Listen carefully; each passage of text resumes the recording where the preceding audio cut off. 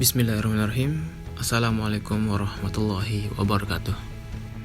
Perkenalkan, saya Lalu Hairil Akbar, kader Kesatuan Aksi Mahasiswa Muslim Indonesia, pengurus daerah Mataram.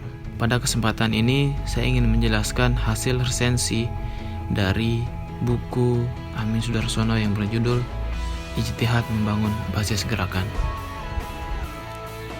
Amin Sudarsono dalam buku yang berjudul Ijtihad Membangun Basis Gerakan ini mengklasifikasikan basis gerakan tersebut melalui dua spektrum. Yang pertama adalah software dan yang kedua adalah hardware. Pembahasan mengenai software, gerakan dimulai pada aspek yang paling mendasar, yaitu ideologi.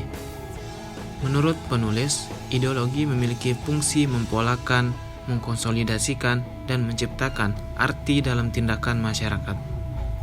Ideologi yang dianutlah yang pada akhirnya akan sangat menentukan bagaimana seseorang atau sekelompok orang memandang sebuah persoalan dan harus berbuat apa untuk menyikapi persoalan tersebut. Ideologi seakan-akan menjadi kacamata hidup.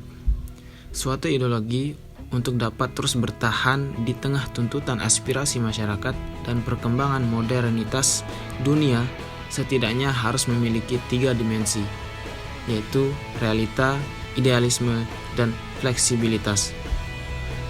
Ditinjau dari dimensi realitas, ideologi itu mengandung makna bahwa nilai-nilai dasar yang terkandung di dalamnya bersumber dari nilai-nilai real hidup di dalam masyarakat. Dan apabila kita lihat dari segi fleksibilitas, artinya perlu ada pemikiran baru tanpa kehilangan nilai dasar atau hakikat dari ideologi itu, untuk mengikuti perkembangan pemikiran baru tanpa kehilangan nilai dasar atau hakikat dari ideologi tersebut. Selanjutnya, penulis mengurai keharusan seorang pemuda dalam membangun software basis pergerakannya menjadi seorang yang mampu, mempunyai intelektual, atau dalam kata lain, menjadi pemuda yang intelek. Intelek berarti istilah fisiologi tentang daya atau proses pikiran yang lebih tinggi yang berkenan dengan pengetahuan, daya akal budi, dan kecerdasan berpikir. Software gerakan pemuda selanjutnya adalah bagaimana seorang pemuda mengerti akan perannya sebagai seorang negarawan dalam berpandangan secara politik. Terlebih sebagai muslim, pemuda harus mengetahui karakter-karakter apa saja yang dibutuhkan untuk menjadi seorang muslim negarawan yang akan melakukan perubahan sosial dalam umat, dan bagaimana menghadapi tantangan ghazul fikr dan kesetaraan gender yang benar-benar menjadi salah satu faktor kemunduran umat saat ini. Pada tahapan berikutnya, software tersebut harus dijalankan dalam bentuk-bentuk aksi nyata. Itulah yang kemudian disebut oleh Amin Sudarsono sebagai hardware gerakan. Kita tidak bisa memungkiri bahwa kampus adalah tempat lahirnya cadangan pemimpin masa depan bangsa.